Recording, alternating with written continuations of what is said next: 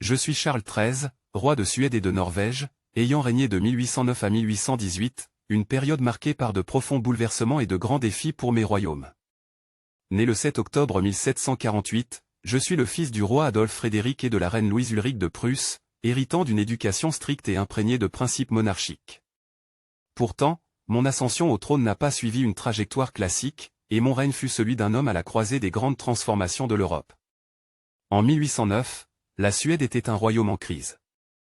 Mon frère, le roi Gustave IV Adolphe, avait été déposé après une guerre désastreuse contre la Russie, qui nous avait coûté la Finlande, perdue au profit de l'Empire russe.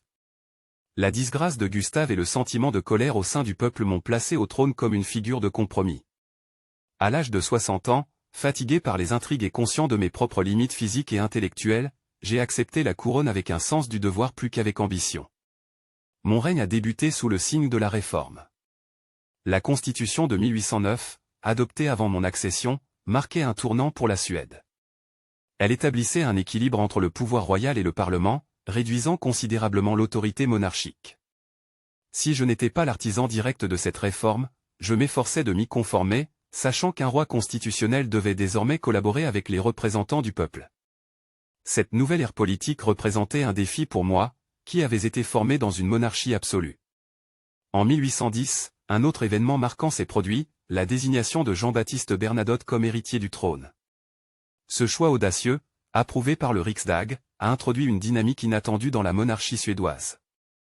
Ancien maréchal de Napoléon, Bernadotte représentait une rupture avec les traditions royales et incarnait une certaine modernité. Bien que nos relations aient parfois été tendues, j'ai vu en lui une figure capable de stabiliser le royaume et de le protéger des ambitions napoléoniennes.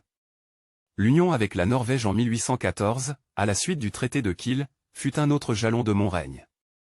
Cet événement marqua la naissance de l'union suédo-norvégienne, unissant deux royaumes distincts sous une seule couronne.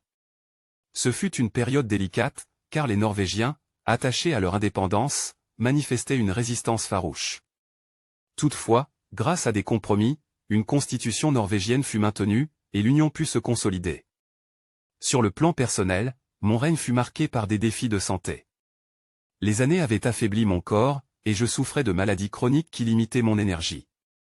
Je confiais souvent les affaires d'État à des conseillers, plus tard, à Bernadotte, qui, en tant qu'héritier, jouait un rôle de plus en plus central.